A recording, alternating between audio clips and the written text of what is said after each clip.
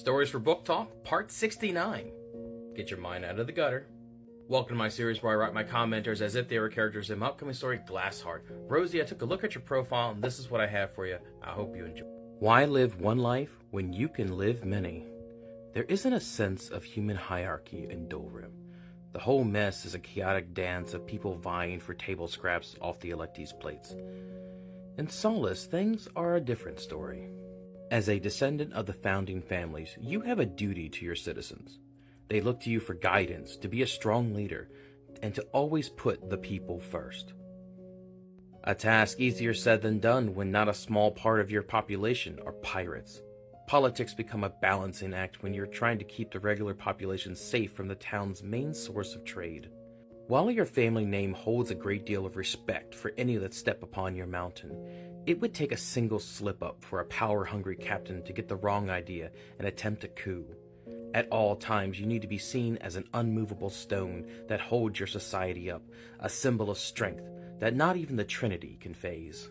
But everyone has their breaking point. No one can be perfect at all times.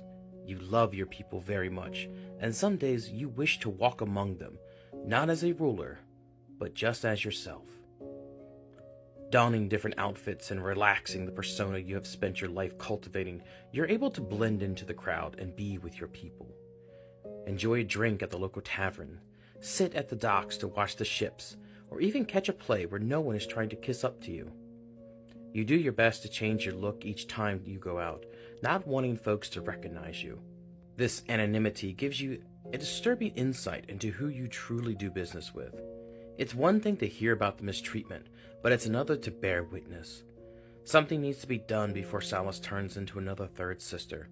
There's no easy answers, but you need to act soon. Your people depend upon you, and you won't let them down. Any of them. Part 70 of Isekai and My Followers until my book drops. Getting real close to that 100th episode. Welcome to my series where I write my commenters as if they were characters in my upcoming story, Glassheart. Ellie, the story was inspired by you, and I hope you enjoy it. Magic can't fix everything. In a world where a person can give themselves the strength of a strong horn, move objects with their minds, or shoot blasts of flames, when it comes to fixing the body, there is no magical solution. It was never your goal to work on the airships.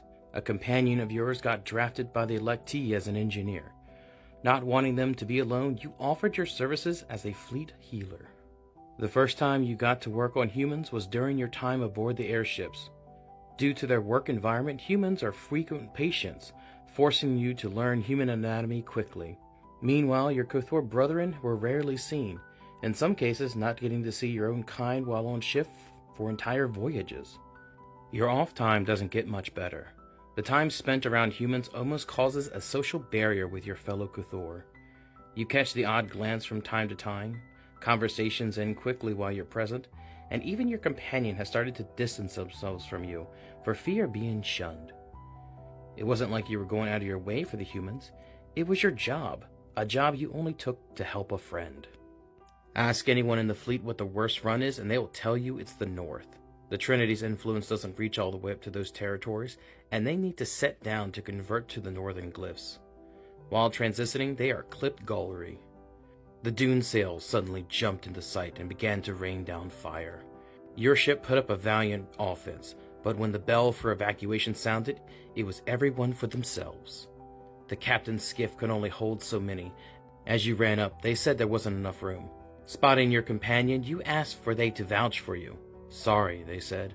Stay with the humans. Help will come. And then they left you to die. The pirates descended. You prepared for the worst. But it was the humans that defended you, begged to spare the life of their healer. The first mate of the pirates came to you, saying that their captain was injured, and if you helped them, they would let you go free. But you had a better idea. You helped them, and then they let you join the crew. Your kind had turned their backs on you.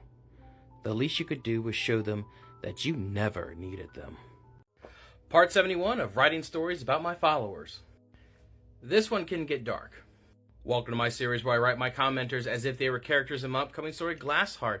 Stardust, I took a look at your profile. I wrote this for you, and I hope you enjoy it. Image is everything.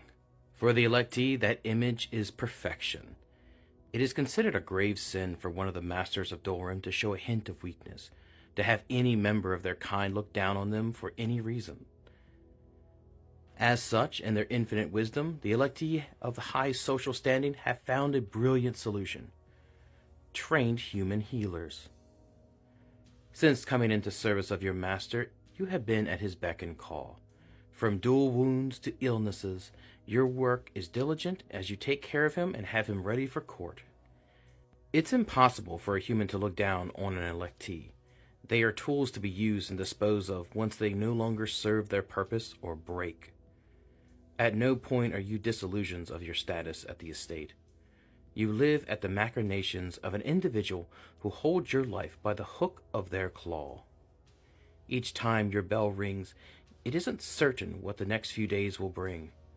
Will he be summoning a healer to fix him, or a plaything for his enjoyment?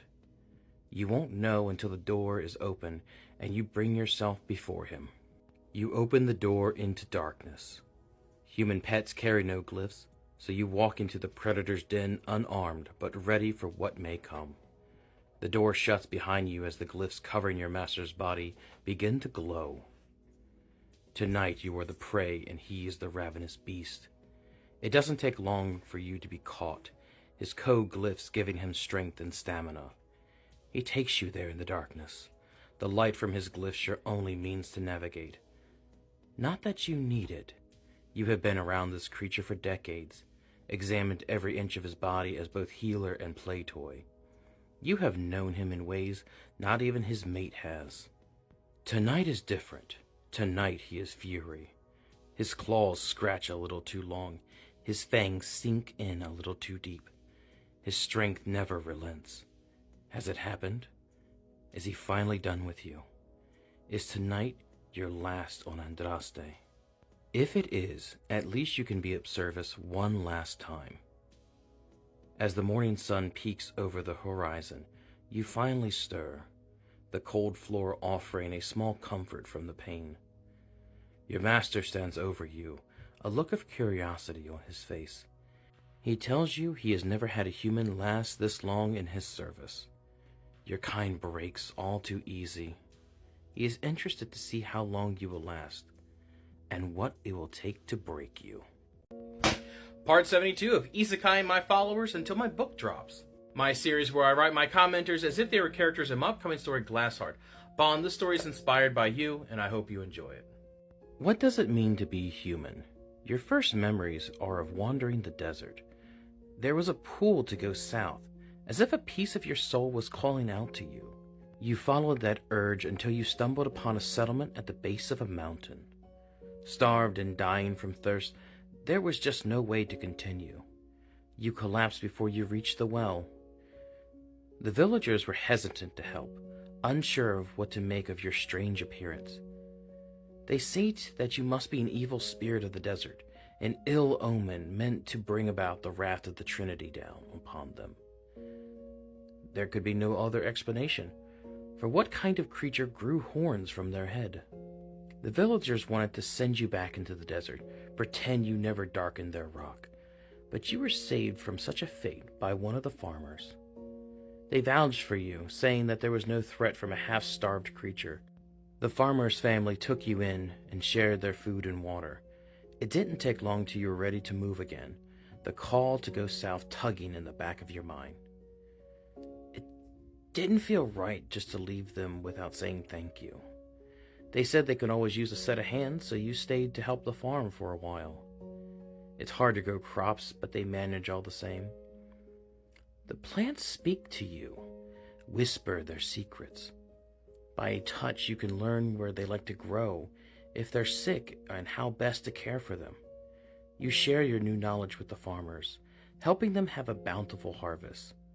The extra food goes a long way to help feed the village, and overnight the people that were calling for you to leave wish for you to remain. The farmer's family wants you to stay, be part of the family, but they understand that if you have to go. And if you do, you will always have a home waiting for you. For all anyone knows, you might still be a monster, But as far as they're concerned, you're family.